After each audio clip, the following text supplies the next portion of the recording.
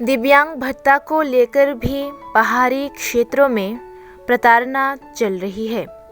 13 साल की दिव्यांग रूमी दिन भर अचल बिस्तर पर पड़ी रहती है। कोई सरकारी सुविधा नहीं। फिर से एक और दुखद कहानी। इलेक्शन आते हैं, इलेक्शन जाते हैं, लेकिन रूमी के माथे पर दिव्यांग भत्ता भी नहीं। रूमी के पिता तिप्रामौथा के नेताओं से भत्ता प्राप्त करने के आश्वासन को लेकर बहुत आशा में थे, लेकिन अब ये केवल शब्द बन गए हैं। आए दिन गरीब परिवार काया क्लेशे में जर्जर झोपड़ी में रह रहा है। मानिक देबर्मा एडीसी गांव के वार्ड 1 के खासिया मंगल हाई स्कूल से सटे इलाके में ऐसी ही एक घटना देखने को मिली।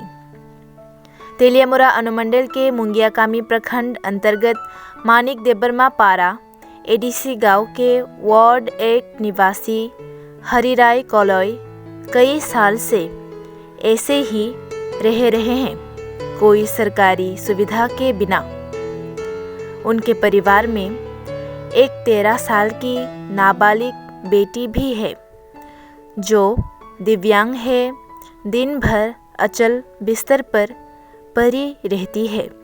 ना कोई मदद, ना कोई सुविधा। अब उनकी स्थिति की कदर करने वाले लोगों की राह में है उनका एक छोटा सा परिवार। বিকলাঙ্গ ছিল, এখন হাঁটতেই পারে না। খুবই আমরা সমস্যা ছিল, কিন্তু অনেক নেতা বা এসব যারা দেখাশোনা করে জানে এরা একটু বলছিল যে অন্তত ট্রিটমেন্ট ব্যাপারটা, ট্রিটমেন্ট যদি হয় ভালো হবে আমার সন্দেহ হইতেছে। কিন্তু আমরা আর্থিক অভাবে আমরা তো ট্রিটমেন্টের ব্যবস্থা কোনো করতে পারতেছে না। অনেকজন বলছে শিলচর লও, এরকম কইতেছে, অনেকজন বেলুর লও, তো আমরা তো ক্ষমতা নাই। যার ফলে এখন সরকার বলে আমরা যদি আমার মেয়ের ব্যাপারে ট্রিটমেন্টের ব্যাপারে যদি সাহায্য পাই অন্তত আমি উপকৃত হব বলে আমি মনে করি। যার আমরা তো কোনো মতে এখন আসি ওই ডেলি লেবার করে এই আর কি। কী নাম আপনার? আমার নাম হলো হরিরাই কলই, আমার স্ত্রীর নাম হলো কাসমতি কলই। আপনার এটা কোন এডিসি ভিলেজ? আমরা এটা হলো মানিক ডিপ্লোমা এডিসি ভিলেজ। আগে ছিল সাউথ গোকুলনগর, সাউথ গোকুলনগর দুইটা বিসি হয়ে গেছে। আমরা হলো এখন এই মানিক ডিপ্লোমা বিসি। ওয়ার্ড নাম্বার হচ্ছে আমরা 1।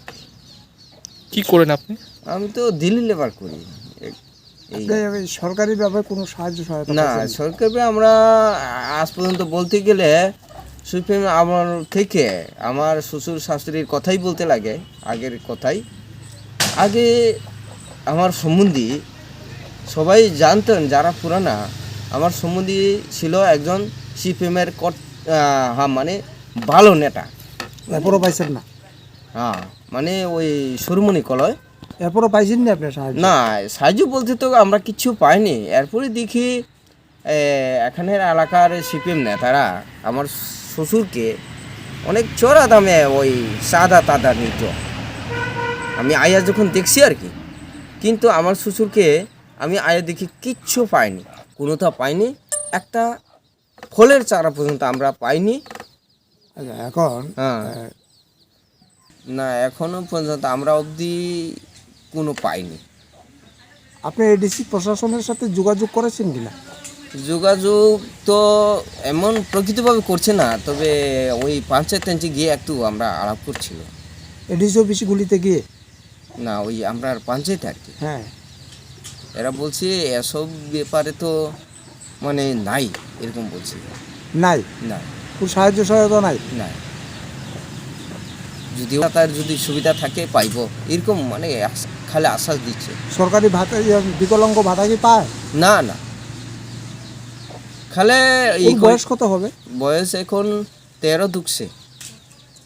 ওকে এখন বিছনাতেই শয্যাগত থাকে? হ্যাঁ হ্যাঁ, এখন তো যত বয়স বাড়বে ততই আমরা কঠিন নিতেছে।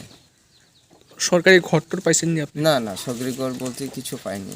আপনারা নিউজেই দেখে যান না পাইছি কি না, এই